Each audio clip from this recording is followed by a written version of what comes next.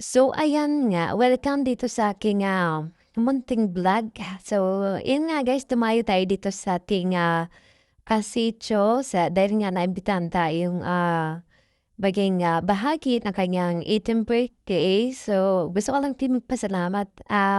Thank you sa pag-invite at nabusog naman nga ni ang kordapyo. So, ayun. So, gusto ko lang i-share guys yung naging experience namin sa papunta sa, Dibuhan. Alam niyo ba sa kagustuhan naming shortcut, so dumaan kami dito sa may kila, Carmen. So yun, sa kagustuhan namin shortcut, anong nangyari, dungkat talaga yung nangyari sa'min. So, ha, yun, dumaan kami dun sa ano, sa may hindi namin alam kung saan talagang daan na yun. Lumusot kami sa Kawayanan para na makatawid kami dun sa kabilang ilog. So ayan nga, ewan parang naiinis sa akin. Naiinis siguro sa akin, ewan kasi nga gusto namin maging shortcut, naging longkat. So ayan, sa awa naman ng Diyos guys, nakarating naman kami dito Sa, 18th birthday ni Kate, ayan. Maraming salamat. at sa awa nga naman ng Diyos at kami nakarating. So, ayun guys, nakakatuwa lang 'di ba sa mga ganitong, okasyon. Siyempre bihira, sa mga ganitong kabataan na umaabot ng 80. Siyempre nakaka-proud din sa mga kabataan na umaabot ng ganitong edad. At nakakatuwa nga naman na bilang isang magulang, 'di ba, na makita natin yung mga anak natin at siya yung tatay natin yung unang sasayaw, 'di ba? Tapos bilang isang magulang, nakakatuwa na makita yung anak mo na ano, na ikaw yung, first dance, 'di ba? And, siyempre bilang anak nakakatuwa din naman na paghandaan ka ng ng iyong mga magulang para lang sa ganito, ika-18 nga na sinasabi na 18th birthday, 'di ba? So ayan, nakakatuwa lang talaga na makita na, bilang isang kabataan na ganito yung, 'di ba? Kasi ako hindi ko na-experience yung mga ganyan. Charot! Charot! Totoo naman, kasi hindi naman talaga ako nag-18th birthday nga naman. So, 'di, charot lang 'yun. At bakit ganit naman para 18 birthday ang sinasabi ko, 21 birthday pa kapag lalaki, charot. 'Di ba? So ayan, hindi nga ako nag-ano kasi nung time na gano'n ay hindi naman ako, nung kabataan ko hindi ako nagpa-gano'n kasi ayaw ko. Kasi nga kulang kami sa salapi. Kulang kami sa salapi. Salat pa kami sa panahon na 'yun, salat sa pera. Yan, so hindi ako nagpadibo, hindi ako nagdibo. Ano lang.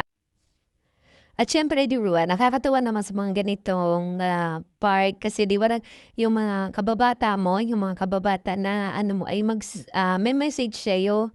So minsan natatawa ko 'pag sinasabi nila yung, "Wag ika muna mag-asawa." Pero tama ako'y natatawa at sabi ko, "Bakit pinagbabawalan ninyo 'wag mag-asawa, eh, pagdating naman ng araw ay mag-aasawa din naman." Charot.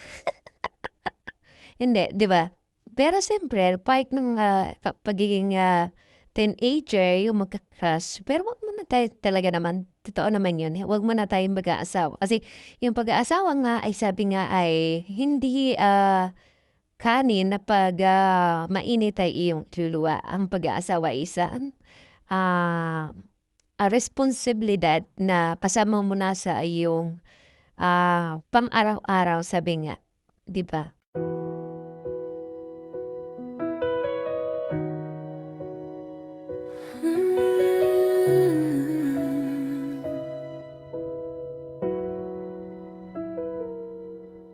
Sa gitna ng makinang na ilaw, kabado ang puso ko.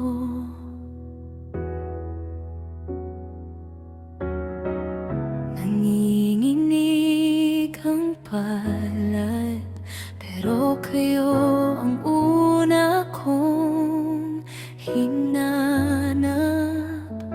Nakita ko ang ngiti ni Papa, yakap ni Mama na alam kong masaya siya para sa'kin.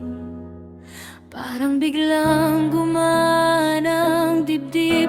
Handa na akong sumayaw ngayon gabi. Salamat, Papa at Mama, sa lahat ng ito. Sa bawat pagod, bawat dasal na lihim nyo.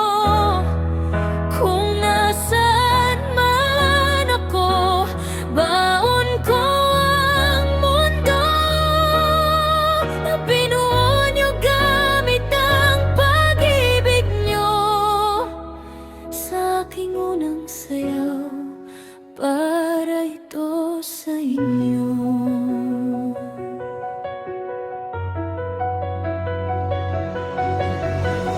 Naalala ko noon, butas sa aking sapatos, kayo ang nag-ayos.